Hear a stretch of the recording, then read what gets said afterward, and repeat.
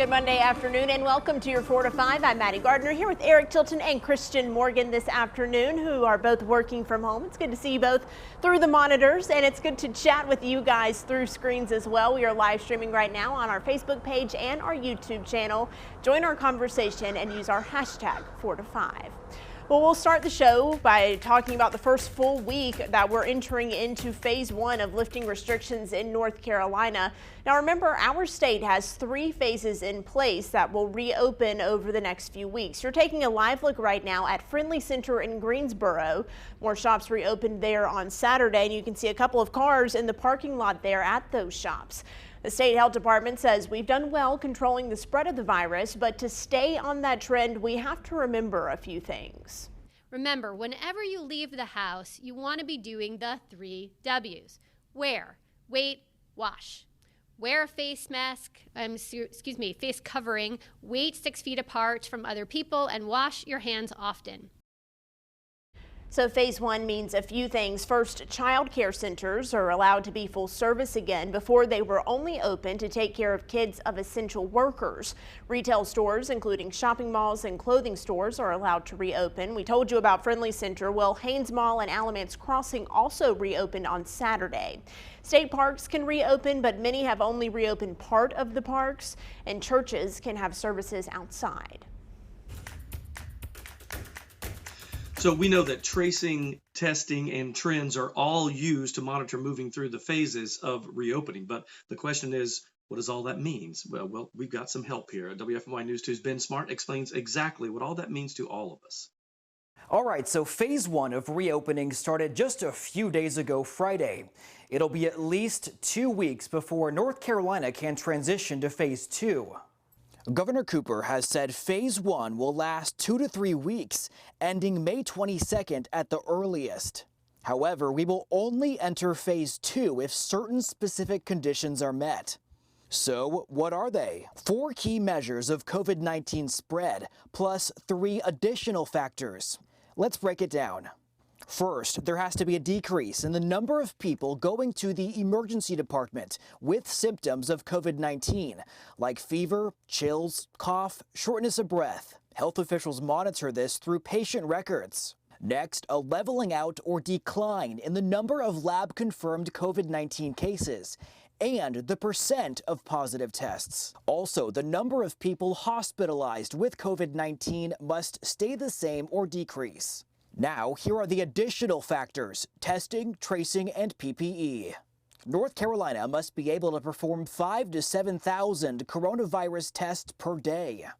Plus, the state must employ enough workers to complete contact tracing. That's finding and quarantining people that a sick person came into contact with. Finally, we must have a 30-day supply of protective gear like face shields, gloves, gowns, N95, and surgical masks.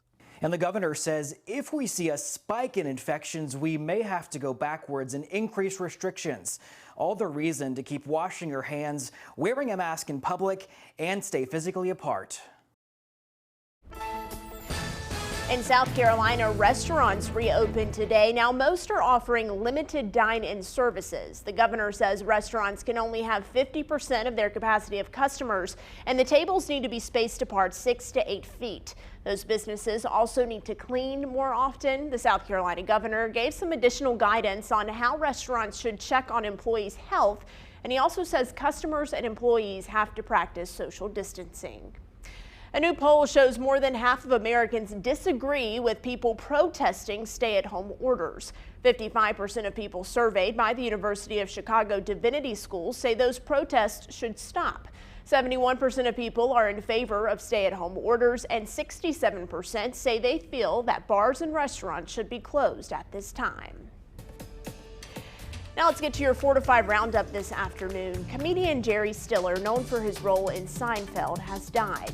His son Ben Stiller says he died of natural causes. Stiller starred in movies and TV shows like Hairspray, Law & Order, and The Taking of Pelham 1, 2, 3. He wrote an autobiography, Married to Laughter, about his more than 50-year marriage to Mira Stiller, also an actress.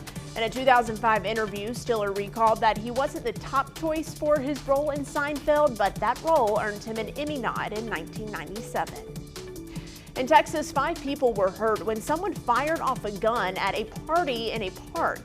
2 people are now in critical condition. Fort Worth police say 600 people were at the park watching fireworks.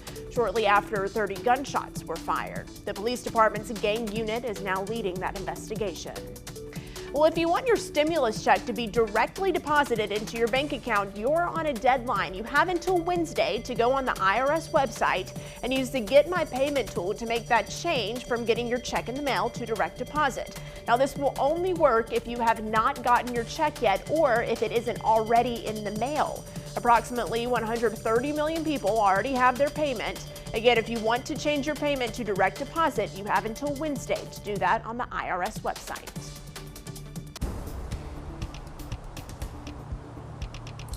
I'll tell you what, weather-wise, it's a pretty nice afternoon across the Triad. It is breezy, and that breeze makes it feel even a little bit cooler than it actually is. Most of us are in the lower 60s right now across the Triad. 62 in Greensboro, 63 down in Asheboro, 62 in High Point, and 61 in Winston-Salem as well. We've had wind gusts 35 miles per hour so far today at PTI, and really between 20 and 30 miles per hour elsewhere in the Triad. And those winds will continue, but they will start to calm down and die down a bit tonight as we head into your Tuesday. Cooling off quickly once the sun starts to set. We'll be down in the lower 40s, even some upper 30s in some spots. 38 for the overnight low under mostly clear skies. Tomorrow, a few extra clouds, just high clouds. We don't have to worry about any rain, and a little bit warmer. 64 for the high tomorrow, warming up into the 80s by the time that we get to the weekend. All right, so WFMY News 2, we are set to upgrade our broadcast signal. Now, this is important. If you are on cable, satellite, or use a streaming provider, then you don't have to worry about this. There's no disruption. But if you use an over-the-air antenna, like an HD antenna, then it could cause some problems here. So make sure you pay attention. There are some steps to go through right now until May 15th. WFMY will be broadcasting from our auxiliary antenna while the upgrades are being done on our main antenna. So on Friday, May the 15th at 7 a.m., you'll have to rescan your TV to make sure it receives our new broadcast channel. What you have to do is go into the menu setting on your remote, and you want to look for a setup or installation in the menu there. There you would look for the word auto program or maybe program channels. You press scan. You will wait until the scan is over and make sure it does the over-the-air channels. Only takes a few minutes. Again, this takes place on Friday, May 15th, and it's for customers who get us using an over-the-air TV antenna.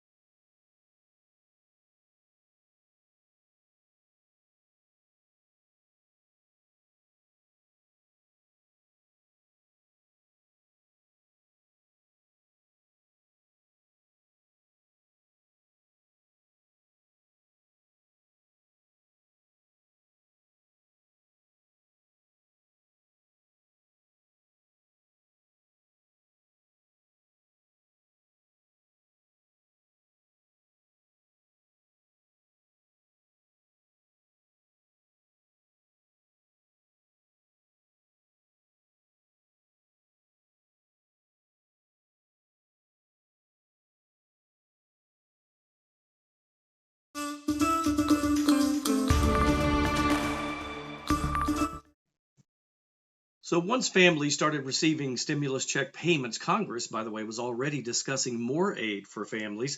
The proposal that caught everybody's attention talked about giving American families up to $2,000 every month. Yeah, we got to connect the dots on some of these proposals. As the unemployment rate shoots up into historic territory, there's already talk in Washington about a second round of economic stimulus. But what could that look like? Let's connect the dots. There are a lot of proposals out there, but the one getting the most headlines is the idea of giving everyone making less than $130,000 a year $2,000 a month. You would also get $500 for every qualifying child. Other similar ideas would increase that payment to a max of $10,000 for qualifying families. While those proposals are getting some traction, President Trump has said he would only accept another stimulus bill if it included a payroll tax waiver. The White House argues that's the best way to help struggling families and the economy. But critics complain this wouldn't help the millions of people out of work, since they're not on a payroll. There's still a lot of skepticism that any one of these ideas could make it to the president's desk. Senate Majority Leader Mitch McConnell and others have said they want to see how the economic stimulus checks already handed out have worked before moving forward with any more relief. Well, several organizations in Winston-Salem are coming together to help Forsyth County businesses. Our news partners at the Triad Business Journal report that the Greater Winston-Salem Incorporated and Downtown Winston-Salem Partnership created a grant that will help small businesses by offering direct grants for coronavirus relief. The money will help keep employees on the payroll. Businesses with less than 3 employees can apply for up to $2,500, and businesses with 4 or more employees can apply for up to $5,000. To qualify, businesses have to be in Forsyth County and had to have been open before January 1st of this year. The committee will start reviewing those applications on May 15th. To apply, you can go to winstonsalem.com/grants. As businesses reopen or prepare to reopen, Triad Lawyers has some advice on navigating a new way of operating. They say owners should be sure to check guidelines with OSHA, the CDC, and state health departments. Those guidelines to follow the OSHA codes include training all staff the proper safety techniques during a pandemic, additional cleaning and sanitation, working from home if possible, and canceling all non-essential travel. They also recommend staggered open and closing times. Now, the CDC recommends creating a daily routine, including employee health checks, for businesses to have flexible time off policies and to have a plan in place if an employee tests positive for the virus. Another important note here, once employers create those safe workplaces under the guidelines, furloughed workers or anyone who is working from home is urged to go back to work under labor laws. That's as long as you aren't exempt because of other health reasons or under the Family First Coronavirus Response Act. Keep chatting with us on Facebook. We are live on WFMY News 2's page. We'll be back.